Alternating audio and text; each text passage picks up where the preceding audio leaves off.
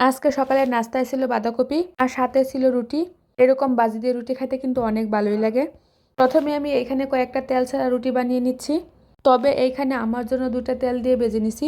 আর এইভাবে তেল দিয়ে ভাজতে কিন্তু রুটি আমার কাছে অনেক মজা লাগে। তারপর দুপুরে রান্না করার জন্য এখানে মাছ ভাজিগুলো করে নিচ্ছি। যেহেতু এই কড়াইটা এখন ভালো আর এই কড়াইতেই তরকারি রান্না করব, তার জন্য ভাবলাম এখানে মাছটা ভাজি করে নিই। মাছের পিসগুলো কিন্তু আমি কেটে ছোটো করে নিছি। অনেক সময় হয় কি দোকানদাররা কিন্তু ভালো মতো মাছ কেটে দিতে পারে না, তার জন্য কিন্তু মাঝে মধ্যে অনেক খারাপও লাগে। যাই হোক, এখানে কিন্তু আমার মাছ ভাজিগুলো হয়ে গেছে। এখন আমি এইখানে সবজিগুলো দিয়ে দিলাম। আজকে তরকারিটা রান্না করতেছি আলু, ফুলকপি আর সাথে কয়েকটা পাকনা টমেটো দিয়ে রান্না করবো আর কি। এভাবে যে কোনো মাছের ঝোল রান্না করলে কিন্তু অনেক ভালো লাগে।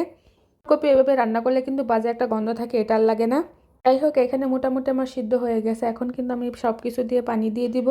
এরকম আলু দিয়ে রান্না করলে কিন্তু যে কোনো তরকারি অনেক মজা লাগে।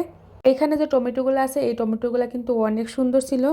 এই টমেটোগুলো কিন্তু আমি এমনিতে অনেকগুলো খেয়ে নিছি। এই টমেটোগুলো কিন্তু স্বাদেরও অনেক পছন্দ।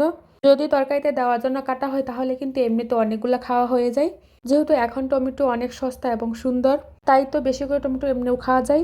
তরকারির মধ্যে আমি ঝুল দিয়ে কিন্তু এখন বসিয়ে দেবো। এভাবে মাছ দিয়ে পাতলা ঝুল করলে কিন্তু আমার কাছে অনেক ভালোই লাগে। ফ্রিজ থেকে এখানে কিছু ধনিয়া পাতা নামিয়ে দিয়ে দিলাম। আমি কিছু ধনিয়া পাতা ফ্রিজে সংরক্ষণ করে রেখে দিছি। তারপর এখানে কিন্তু রাত্রের জন্য এখানে পাকোড়া বানানো হচ্ছে। এখানে কিছু ধনিয়া পাতা সাথে বাঁধাকপি দিয়ে আর কি বানাবো। পাকোড়াগুলো এখনো খাওয়া হয় না, ভাবলাম যে আমি আজকে বানিয়ে নেই। এগুলো কিন্তু এমনিতেও খাইতে অনেক ভালো লাগে, আর সাথে যদি একটু ডাল হয়তো আর কোনো কথাই নেই। এইগুলা কিন্তু গরম অবস্থা খাইতে অনেক ভালোই লাগে, তার জন্য আর কি রাত্রে বানানো হয়েছে।